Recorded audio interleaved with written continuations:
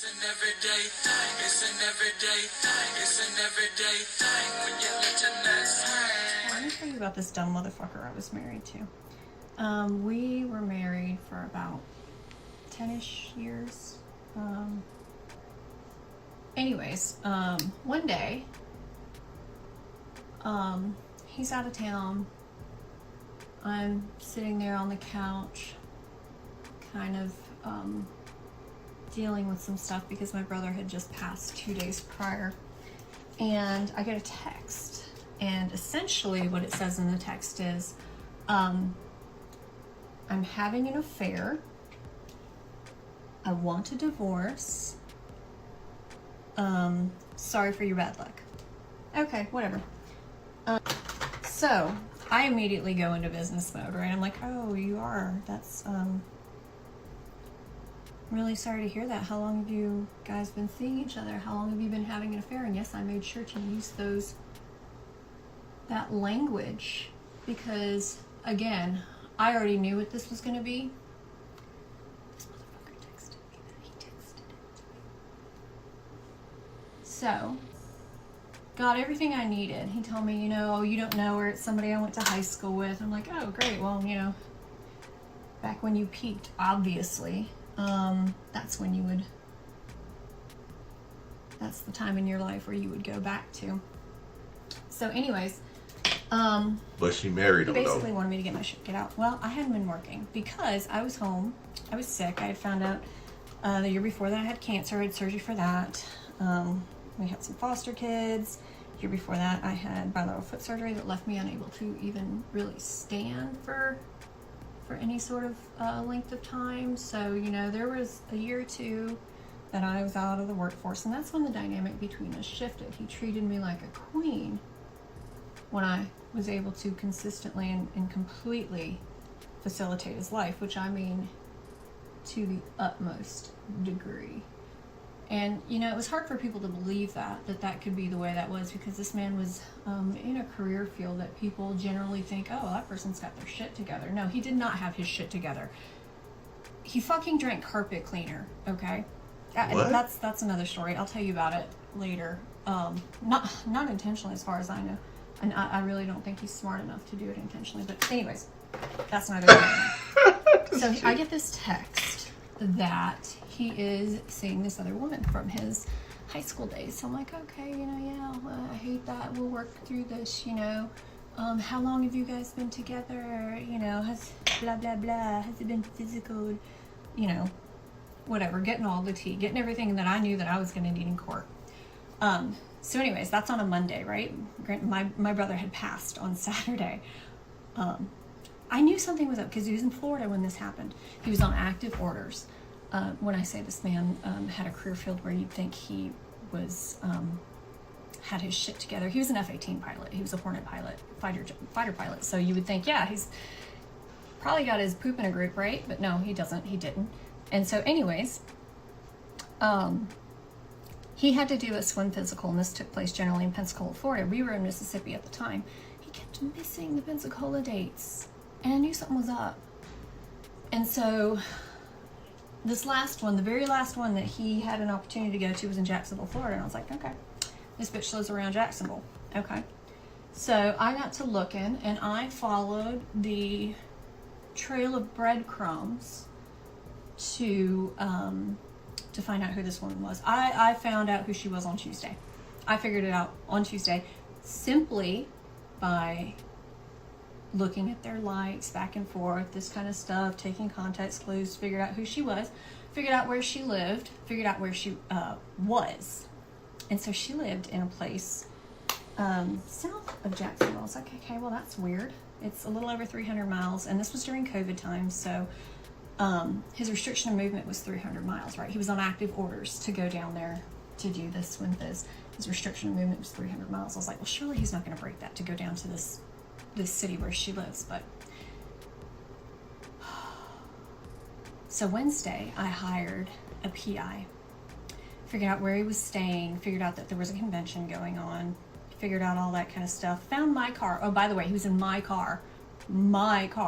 So I had every right to, if I wanted to at that point, get the get the PI to GPS it because it was in my name and not his. Found out all the legalities of that, but that's neither here nor there. So find out who she is, where she is on Tuesday. Wednesday, I catch them. And they're not in Jacksonville, Florida. They're in Stuart, Florida. And I had hired another PI down in Stuart, Florida. He catches them, and he actually gets video footage of them outside this place. I look it up on a tax map. I find out it's her cousin's place. And yeah, so PI sends me the report and all that. So that's all Wednesday. Thursday, I go and I consult with a lawyer.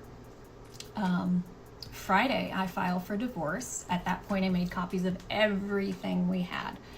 You know, taxes, important paperwork, deeds, titles, all that kind of shit. I took that, and it was in a box, and I printed out everything that he even thought he might want to delete, like banking records where he had been pulling out large sums of cash consistently for a long time.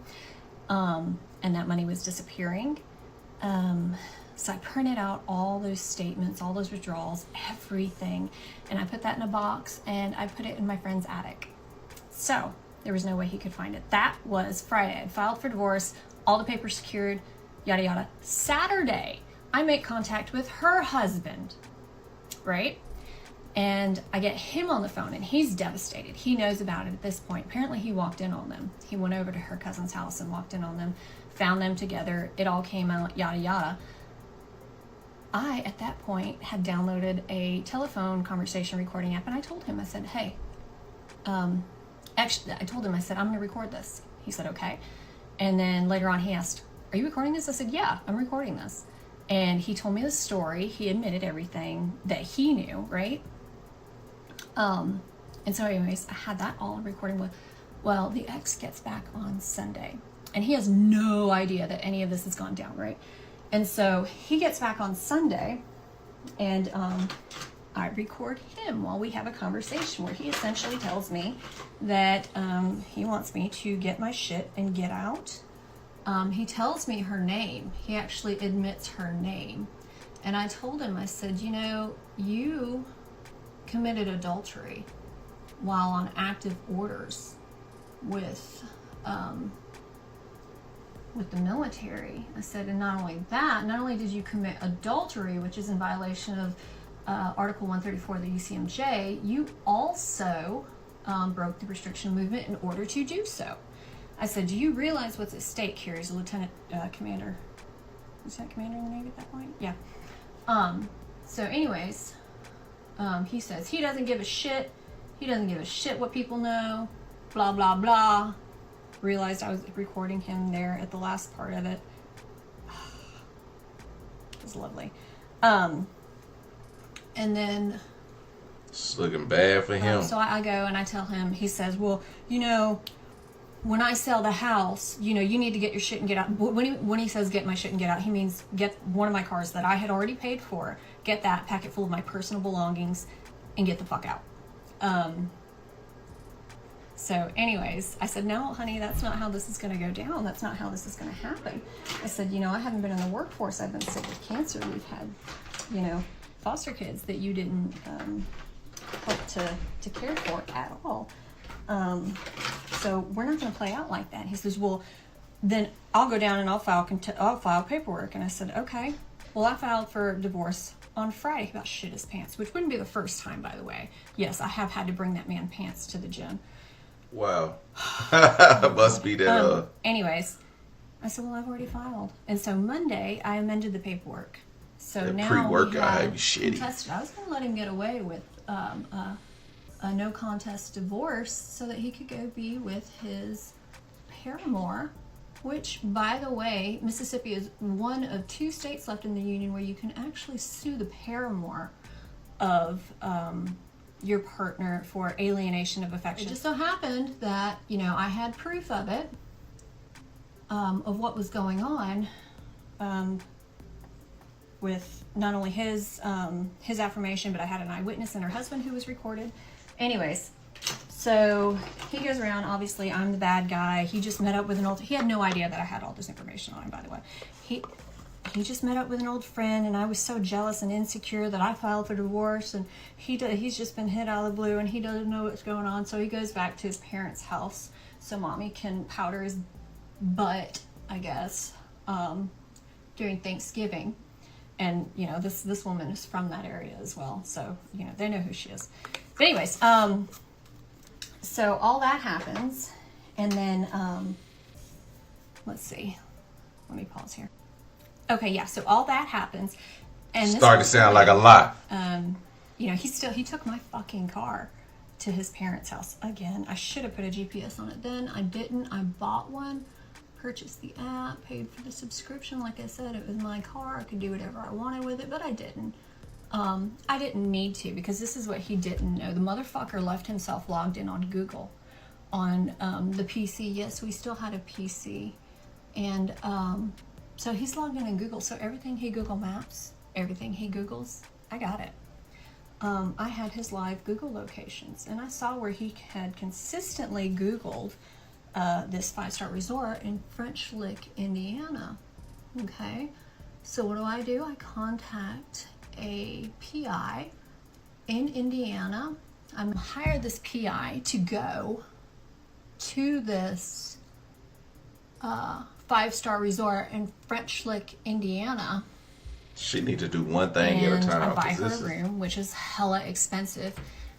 But anyways, so she gets a 5-star resort stay out of this. Awesome, good for her, glad for her. But I also have his live location. So I text her and I'm like, hey,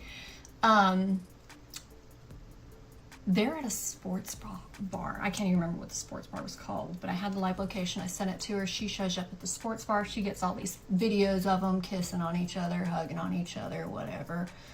Not only that, she's like, hey, I'm going to start talking to him. She's from the area. Like, he's from a really small town. They're both from a really small town in Indiana. And she's from, like, the neighboring small town. The PI was from the neighboring small town. And so, anyways, so she engages them in conversation and records it for me, where they admit to, you know, staying in the hotel room together, how they've been dating for a while, blah, blah, blah. And she's like, you know, you remind me of a couple from this small town. Can I get a picture of you? These dumb motherfuckers pose for a picture for my PI.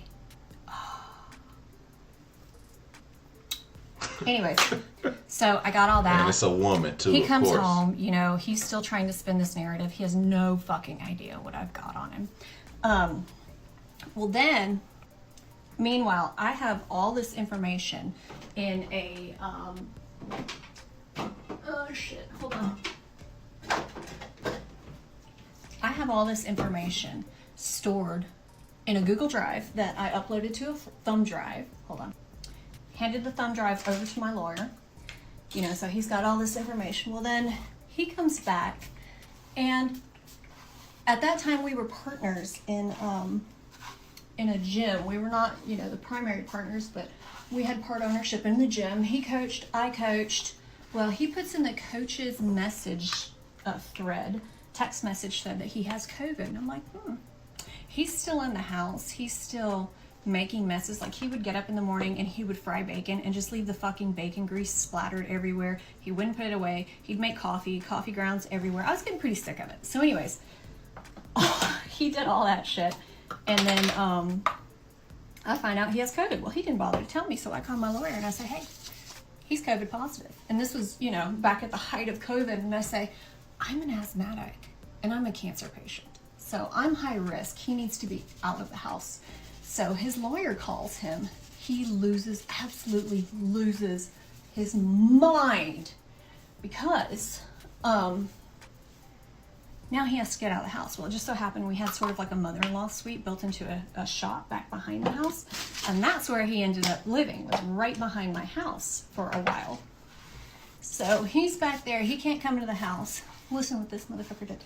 So he goes, he is ordered to quarantine by his chain of command at the base. They tell him, like, hey, dude, you're COVID positive. You need to quarantine. So what does he do? He doesn't quarantine. No. He gets on his motorcycle and decides to go gallivant around Mississippi. But you know what happens? Somebody runs his ass over. This bitch creamed his ass on this little crotch rocket, okay? So he calls me. God damn. He calls me from the ambulance. Oh, I've been hurt. I've been in a motorcycle. The motorcycle that I fucking paid off me.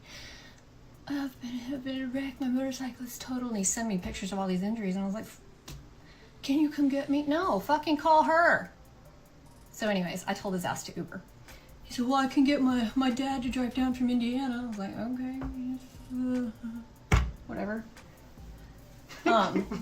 So, anyways, I did feel a little bad, and I told him, "Hey, while you're injured, while you're quarantined, I'll make you some food every now and then. I'll do your laundry." Basically, just like at this one time, he's sending me pictures how to get blood out of chains. Yeah, of course you wouldn't know. As a 40-something-year-old man, you wouldn't know how to wash your own fucking clothes. But anyways, regardless, so I do all that.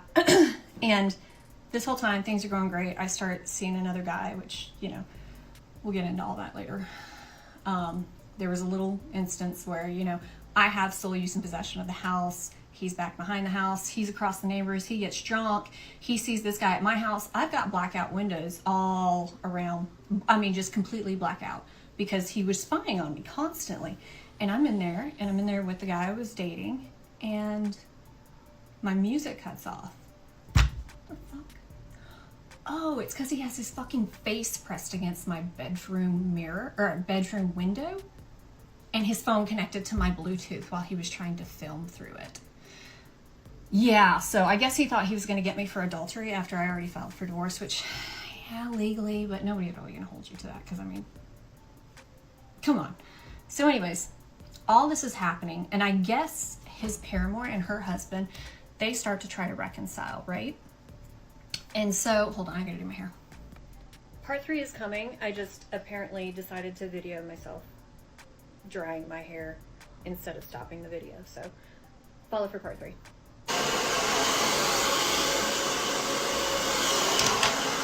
Okay, so apparently I didn't pause it, so the rest of the last video is just me blow drying my hair. But anyways, where was I? We don't know. I just remember. So he's spying on me, whatever. He's drunk, of course, and he knows this guy's in my house, so he's freaking out. He gets violent. I call the cops. He acts like a complete asshole to the sheriff's deputy who shows up, tells everybody I went to high school with the guy, and that's why he was siding with me, even though this deputy was clearly in his 50s, but whatever. Deputy calls me on my cell phone later on and goes, "Hey, I'd like you to file charges on that guy." He said, "I want to testify against him." Like, he was that big of a dick. He was that just... and the deputy kept warning him. He's like, "Hey, man, you're going to make a civil matter into a criminal one. Just back the fuck off." So, whatever. He finally did. And of course, at that point, I'm the bad guy. Not to mention, I had to change the locks and everything, especially because at one point, I caught him breaking into my house. Luckily, I was standing there in the hallway, and I fucking videotaped it, telling him calmly to get out. To which he argued me, but he saw the video, he saw the phone in my hand, so he didn't get violent or anything, but whatever. So, all this is going on. Well, his paramour and her husband, they start trying to make up, and they realize that, holy shit, they don't want to be a part of this, because, like I said, I can take them to court, take her to court. But anyways, so at first, her husband tries to call me and say, "Oh, you can't, Florida's a two-party state, you can't record a conversation without the express knowledge of both parties." And I was like, first of all, motherfucker, twice you were told on the recording itself, and you agreed, you acknowledged and agreed. But besides that, the recording device, i.e. me, is in fucking Mississippi, which isn't a one-party state. So, go ahead. But anyways... After that, they were put up to that basically by, colluding with my ex. But what happens is she starts noticing shit, and she starts realizing how fucked up the things he told her were. Basically, he told her I was a, get ready for a bog hag, right? So anyways, You know, he's telling her all these stories about how awful I am. Meanwhile, he's renting these beachside homes to take her out and sneaking away to private airports to fly off and see her. And, you know, whatever. She starts to realize what bullshit all this is. So she calls me. She asks not to be recorded. I obliged, even though I could have recorded her anyways. But at that point, I was like, you know what? You're small potatoes. We're Facebook friends now, by the way. But anyway, she tells me everything. And I said, look, you stay out of this. You give me a written statement. You admit to everything. Everything. You put that in writing, we're good. So guess what? I got that shit in writing. Well, then what happens? The divorce process. He's following me around. He's menacing me and my friends. I was out one night with one of my friends, and he shows up to the bar/restaurant, shows up recording us. And I'm like, congratulations, you caught me with 2 gay men. Whatever. Anyways, and then he goes out and he menaces this other guy who was out at his truck. Just all kinds of bullshit. He followed me to the house the guy was seeing at that point, just really making a complete ass of himself. But yeah, so in the end, I did not turn him into the JAG and get him penalized through the military, which I had every right and definitely could have. But anyways, I didn't because I was being the bigger person. But yeah, so all that happened. You know, he's still going around playing this pity party, telling people I'm a bad person. Meanwhile, to this day, oh yeah, no, I forgot to say this. His paramour tells me about another girl. My phone just, did it go dead?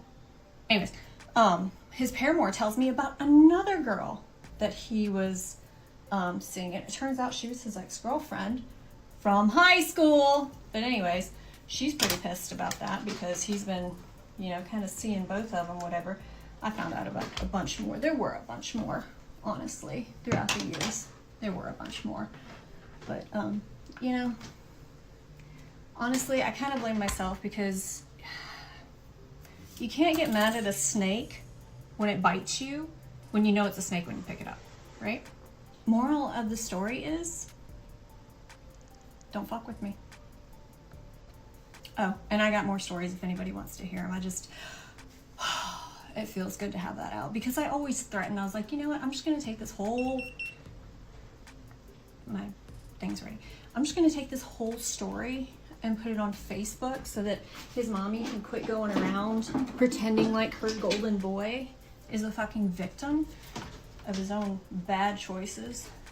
The worst choice that man ever made was thinking that he could get over with something on me. But anyways, it feels good to have it out. More stories about that idiot. If anybody's interested, follow, let me know. Black people start their stories with, all right, so boom. What do non-black... Let me tell you about this dumb motherfucker I was married to. So there are a couple things that I forgot to follow up on. I mentioned in those videos that I made, if you haven't seen them, go back. There's part 1, 2, and 3, and it just kind of gives like the 30,000 foot overview of this really messy divorce that I went through. But anyways, I did mention in one part of the video that he had had a wreck, you know, completely 100,000% his own fault because he didn't quarantine when he was ordered to, but whatever. I told him, you know, I had Blue Apron being delivered at that time. I would put the second meal out on the back patio and let him collect it from there. Like, no, I wasn't walking it up to where he was Like staying. I did his laundry a time or two, you know, and so then later, after he has done all this ridiculous shit, the stalking me, the breaking into the house, the trying to video me everywhere, all this kind of nonsense, he sends me this really aggressive text about, oh, so I guess you're not going to do my laundry anymore? What is that? I guess that's another promise you're going to renege on. Sir, a promise I'm going to renege on? I mean, you mean like marriage vows? Like forsaking all others? That kind of reneging? Is that what you're talking about now? Fucking idiot. There was another time where he sent me another ugly text about how I was writing hot checks off his account.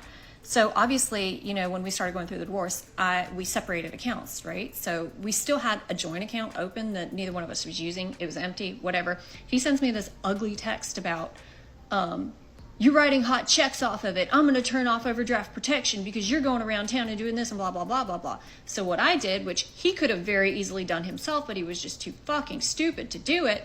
I go into the account, I screenshot the image of the check, which is written by and signed by him.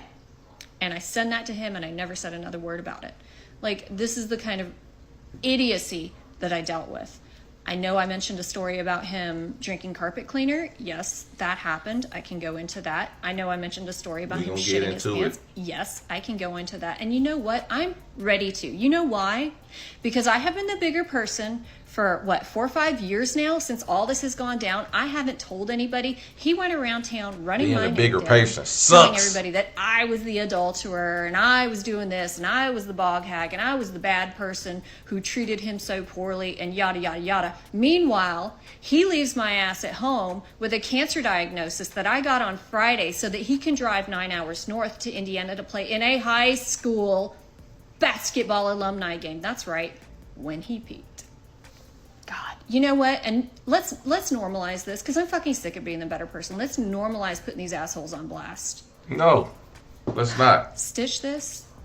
Put them on blast, girl. So everybody wants to know the carpet cleaner story, so I'm going to tell you, okay?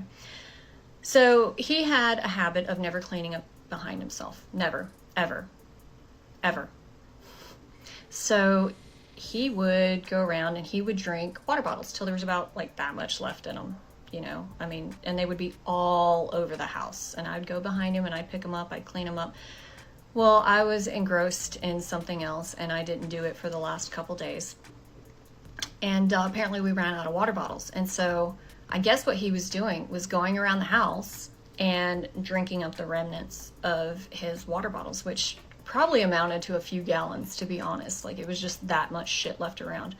So anyways, he's out in the living room, football blaring on the TV as loud as it can possibly go. I'm in the office working on a final for business finance. And I don't math very good. And so this was not this was not a giveaway cakewalk for me. And so I was in there, I was really struggling with it, doing this business calculus.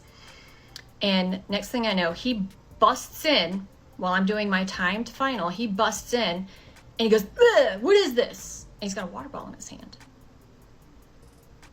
And he shoves it at my face, and he gets within a foot of my face, and I'm like, that's carpet cleaner.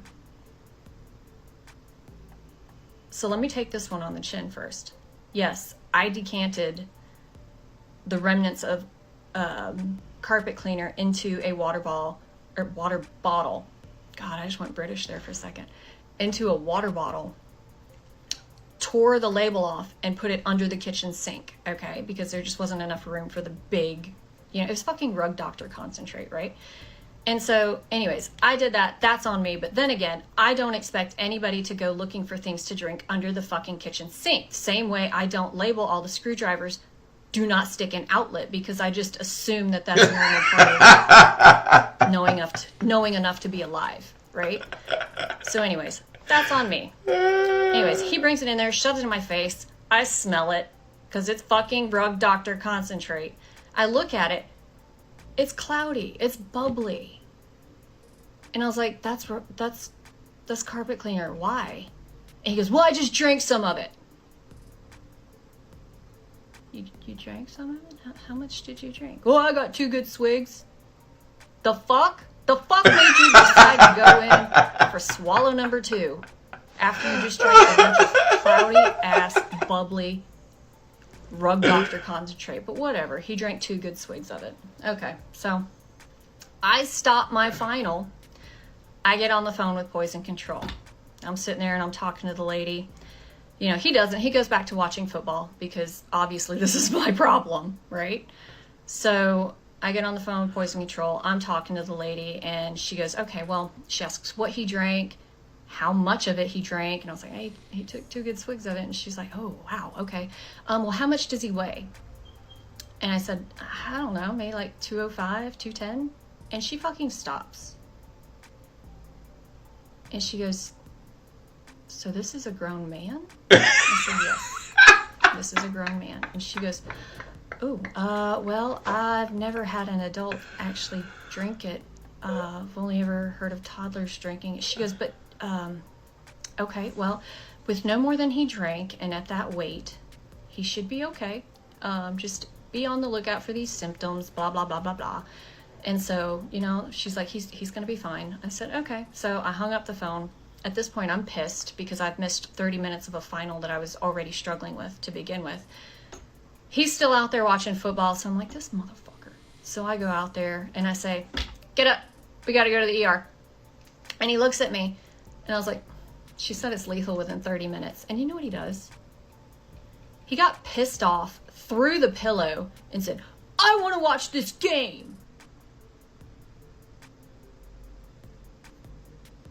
Yeah, so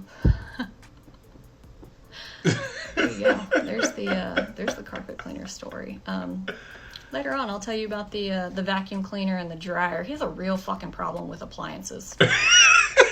What it do, everyday people, man? It's your boy PJ. Today we back with another lit video. We back in the confessional, and yes, we staying lit, big dog, man. Shout out to my everyday people who rock with me every day. Shout out to my player partner, Lucky Wheels and Deals, man. He keeps it lit. Make sure you guys like, comment, and subscribe to this video. Let me know what y'all think about it in the comment section, man. Make sure y'all hit the links below. We got the HiveMindLabs.com. Get that super fat burner, man. Unbig that back. I got some protein powder and all that good stuff too, man. We losing weight over here. I'm telling you, I'm down. I'm losing. Y'all gonna look at me and be like, uh-oh, PJ, where'd you go? Because I'm gonna be so slim. Haters. Anyway, let's get it. Hey, the funniest thing is that I don't go labeling screwdrivers to say, please don't stick in a socket. That is funny. I'm gonna record that so I can use it later. But anyway, she said she goes by feral bohag, so I'm guessing she can't have kids, which is why they would adopt or foster kids. But a bohag is a vile swamp-dwelling hag, heinous crones that prey on humans. They stole the flesh of their victims to hide their hideous forms, using their hides as an appealing, deep skin disguise. Skin deep disguise. So it looks kind of crazy. Anyway, if you want to know what a bohag looks like, I guess I can show you. This is what a bohag looks like. Oh my God, what is this? What is this? This is a bohag, okay? Okay, people? This right here is a bohag. I have no idea where he got off calling this girl a bohag, because she is clearly not a bohag, okay? She may be slim and trim, but she's not a bohag. Anyway, this was a great story. I was like, okay, when we gonna get to the meat and potatoes of this whole situation? It's kind of freaking me out, lady. I'm like, I'm getting the anxiety of a divorce I never had. Yeah. Okay. I can say this. The dude's a jackass, okay? Dude's a jackass, but she married him. The thing I hate the most is that after we leave our partners of so many years, we realize how much we hated the things that they do, and we just talk so bad about them. She talked so bad about this man that she was with for 10 years. Imagine that you didn't realize he was a jackass in the first 3 years. Because he was. He was absolutely a jackass. Anybody that leaves this much water in a water bottle is a jackass, okay? The fact that this jackass would go and drink a random liquid under the sink, I'm questioning, lady, how did you meet this jackass? This guy is a complete idiot. And I'm guessing him pooping on himself wasn't the worst thing that could happen. I mean, like I said, he probably had some pre-workout, and you know that stuff gets you your body going and your bowel going, and I think sometimes it makes a lot of people poop themselves. Like I've seen it happen in the gym where somebody had an accident and they like, oh, they dip out of there, and then you see them later walking out with their clothes on because they like, oh. Then you be like, what happened? I think he pooped himself because it smelled really funky when he ran to the restroom. I've seen it happen, so no shocker there. But this dude really played himself. Now, her getting a divorce and doing all the things she didn't, it wasn't like sneaky. She had to sneak and do it, but it wasn't sneaky. What he did was sneaky. Him cheating with that woman was sneaky. Her going through his emails. Now, had he not been cheating, or had he been cheating, it doesn't matter. But had he not been going through like this divorce and things, if they were like in a pretty decent relationship, her doing all these things to him would be considered crazy. But for the fact that he told her, I'm leaving you and you need to get out, she did exactly what she should have did. Get all the info you need and make sure you clear to take his ass to the cleaners. Next, when she started messing with the other woman, that is interesting because as you can tell, a lot of people are going to side with this lady because they don't know. Well, she wasn't cheating and she didn't steal them from no other woman. And what's happening to her, is completely warranted. It's unwarranted. So a lot of people gonna side with this lady based on her situation. What a lot of people are not gonna side with is knowing all these things about him for so many years and staying with him. These people that they get cheated on for years and years and years, and y'all stay with them. I get it. Y'all be like, oh, I want to stick by my man. He could change. Man, if this nigga's drinking, if he's drinking rug doctor, you need to leave him immediately. This relationship is over. Before you even found out he was cheating, if he drank rug doctor, you should have left him then. The way he treated you after you filed for divorce showed you plenty of stuff that you overlooked while you was married to him. Plenty of stuff. She was like, oh, he did this, I hated that, he been doing that.